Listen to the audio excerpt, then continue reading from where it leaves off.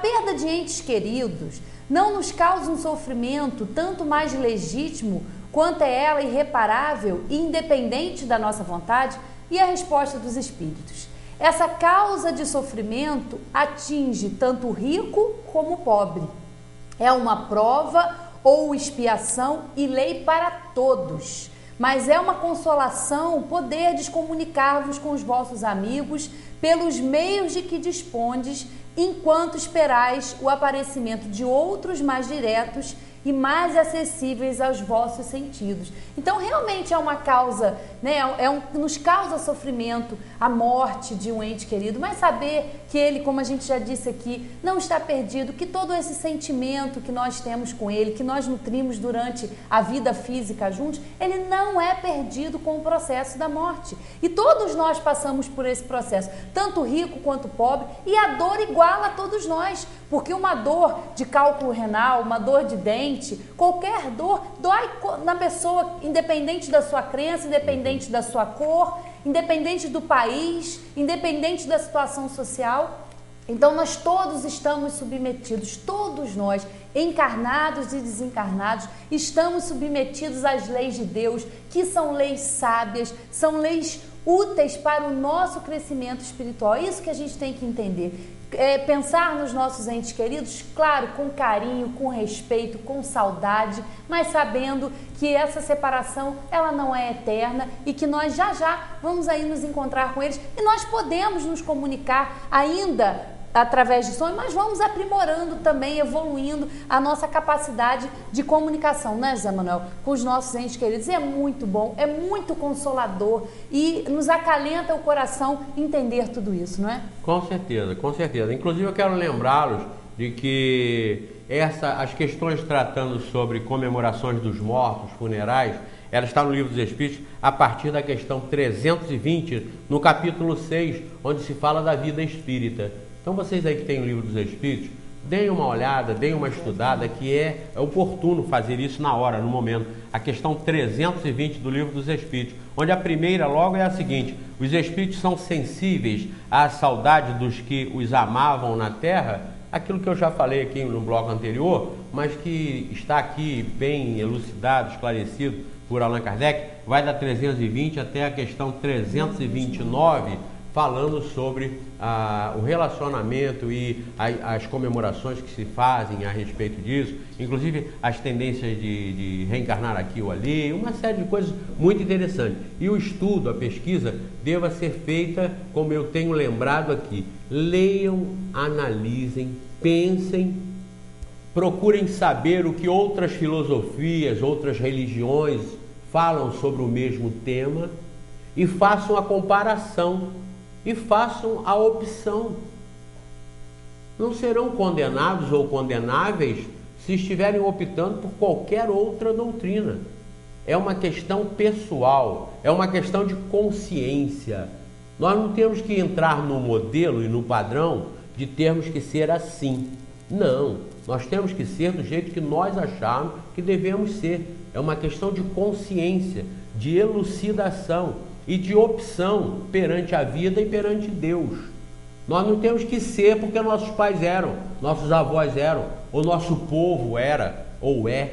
Nós temos que ser o que nós achamos que devemos ser. E o primeiro passo para o progresso é nós nos conscientizarmos de que devemos mudar de rumo. E temos a coragem, temos a firmeza, a competência, inclusive, de mudar de rumo. Não importa, nós não temos que ficar aí para dar satisfações a B, C ou D socialmente. Não. Nós temos que modificar, revolucionar a nós próprios, revolucionar a nossa cabeça, a nossa maneira de pensar. Como? Vindo ser espírita? Não, nós nunca falamos isso. Mas conhecendo sim o espiritismo, como conhecendo o protestantismo, o catolicismo, o budismo, o islamismo, o candomblé, a umbanda, e fazendo a análise em relação à nossa concepção, a nossa felicidade, a nossa paz e a nossa aceitação. Se aceitarmos o catolicismo, ótimo, sejamos católicos, fiéis ao catolicismo, estudando, pesquisando e divulgando o catolicismo. Se acharmos melhor o pentecostalismo, que sejamos pentecostais, que sejamos estudiosos, pesquisadores, analistas do tema e divulgadores do tema. como eu disse aqui, do menino Tiago, que foi aqui, fez uma brilhante apresentação naquilo que se propõe, na divulgação bíblica, na divulgação evangélica, não tem problema. O que salva o homem não é a religião, não é o rótulo social, mas sim a transformação moral. Eu até tenho uma frase que esclarece isso. Não faça de sua religião um rótulo para satisfação social, mas sim uma alavanca de transformação moral. É isso que você tem que fazer com a sua religião, senão ela não funciona, senão você está perdendo tempo.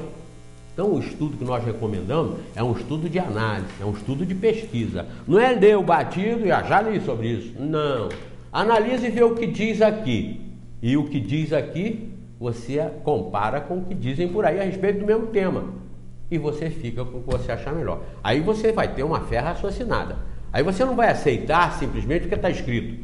Você vai aceitar porque você se convenceu de que deva ser assim. Esse é o estudo que você tem que fazer do Livro dos Espíritos, basicamente em matéria de espiritismo. Tem que estudar e analisar e conceber ou não o conteúdo filosófico, científico e transformador em termos morais que consta do Livro dos Espíritos. Fazendo isso, vocês se incorporam do ensinamento que está aqui e se compararam e aceitaram e optaram por esse que está aqui, vocês têm essa fé inabalável. Tem esta convicção com a qual eu falo aqui e sou às vezes confundido, ou de propósito ou de má fé, como sendo um cara agressivo, violento, arrogante, metido. Não. É porque a gente está acostumado com a hipocrisia do Jesus, amado mestre.